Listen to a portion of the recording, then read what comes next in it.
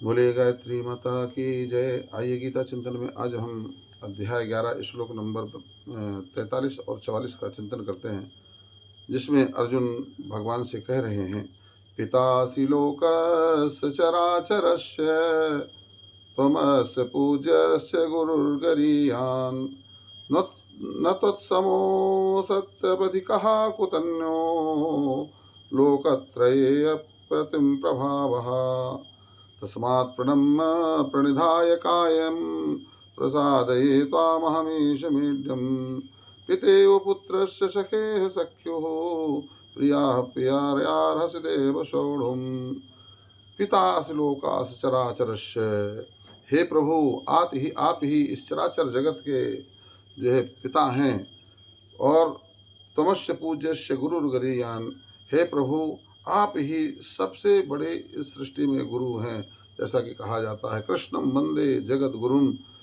अर्जुन वही बात कहते हैं कि आप ही सबसे बड़े गुरु, आप ही, आपसे बड़ा और कोई भी इस संसार में नहीं है, और आप अनुपम प्रभाव वाले हैं। हम आपकी उपमा किससे दें, जो है संभव नहीं। इस संसार में कोई आपकी उपमा के काबिल ही नहीं है। आप अनुपम प्रभाव वाले हैं। आपका प्रभाव तो अद्भुत है, अनंत है, अखंड है, सर्वव्यापी है, और आपसे ज़्यादा कोई और हो ही नहीं सकता प्रभावशील व्यक्ति। तीनों लोकों में आपके समान कोई दूसरा और कोई नहीं है।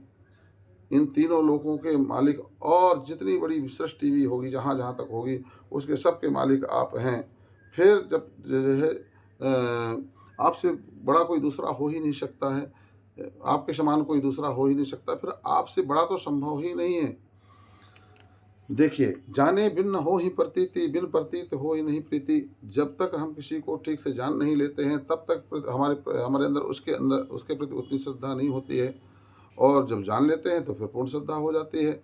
यद्यपि इसके पहले भी अर्जुन भगवान के भक्त हैं और भगवान को श्रेष्ठ मानते थे, मगर आज जब भगवान के उस विराट स्वरूप को अर्जुन ने ठीक से देख लिया है, तो देखने के बाद में अब पूर्ण विश्वास, पूर्ण श्रद्धा, पूर्ण निष्ठा हो गई है।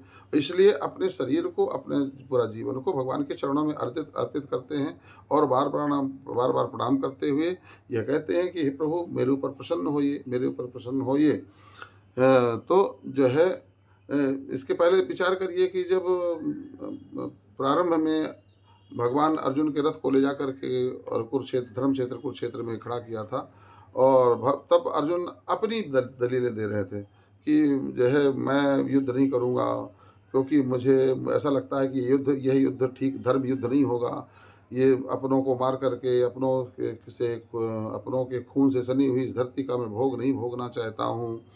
तरह तरह के सब ये गुरु, हमारे पितामह, ये सब जितने हमारे नाते रिश्तेदार हैं, हमारे सामने खड़े हुए हैं युद्ध के लिए, तो इनको मार करके क्या राज्य का सुख भोगना ठीक होगा? अपनी इन पूजनियों को मैं मार करके, और मैं जो है पूरी धरती का भी मुझे सुख मिले, तो मैं वह लेना नहीं चाहूँगा। तो तात्पर्य ये है कि भगवान के सामने अपनी दलीलें दे रहे थे, और भगवान की नहीं मान रहे थे।